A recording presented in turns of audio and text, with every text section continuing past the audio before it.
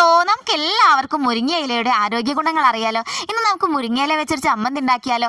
ആദ്യം തന്നെ നമ്മൾ മുരിങ്ങയില തണ്ടുന്ന കടർത്തി മാറ്റി കഴുകി വൃത്തിയാക്കി വെക്കുന്നുണ്ട്. ഒരു പാൻ അടുപ്പിൽ വെച്ച് ചൂടായതിനു ശേഷം എണ്ണ ഒഴിച്ചു കൊടുക്കുക.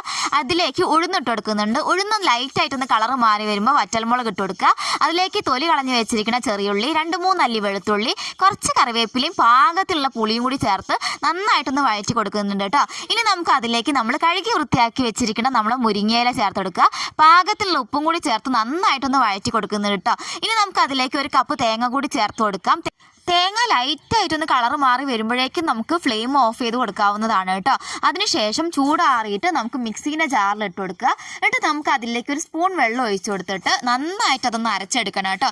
അപ്പോഴേക്കും നമ്മൾ മുരിങ്ങയില ചമ്മന്തി റെഡി ആയിട്ടുണ്ട്. നല്ല ഹെൽത്തി ആയിട്ടുള്ള ചമ്മന്തിയാണ്, മാത്രമല്ല നല്ല ടേസ്റ്റിയാണ്. കുട്ടികൾക്കൊക്കെ ഉണ്ടാക്കി കൊടുക്കാൻ വളരെ നല്ലതാണ്. എല്ലാവരും ഉണ്ടാക്കി നോക്കുക. എന്നിട്ട് അഭിപ്രായം കമൻറ്റ് ബോക്സിലൊന്ന് പറയണേ. താങ്ക്